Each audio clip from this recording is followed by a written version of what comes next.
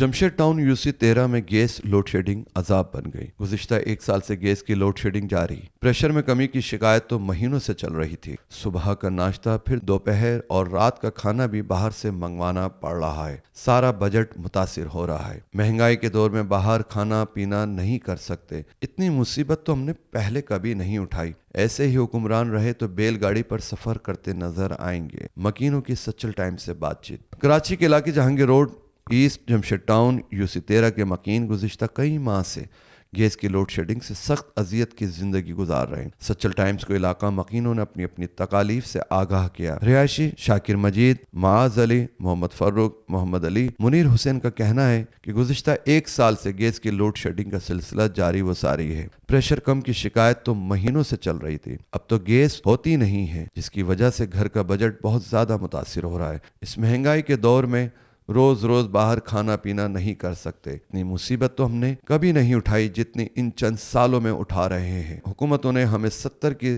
दहाई में पहुंचा दिया है। दुनिया तरक्की कर रही है और हमारे हुक्मरान लोगों को पत्थर के दौर में ले जा रहे हैं। पानी, बिजली, गैस समेत हर चीज ही नायाब होती जा रही है। अक्सर बगैर नाश्ता ही कॉलेज जाना पड़ता है। इसके बाद जब घर वापस आते हैं तो गैस नहीं होती और बाहर से ही कुछ खरीद कर खाना पड़ता है। मुसलसल बाहर की चीजों की वजह से तबीयत खराब रहने लगी है। हुकूमत अवाम बुनियादी सहूलियात भी देने में नाकाम हो चुकी है।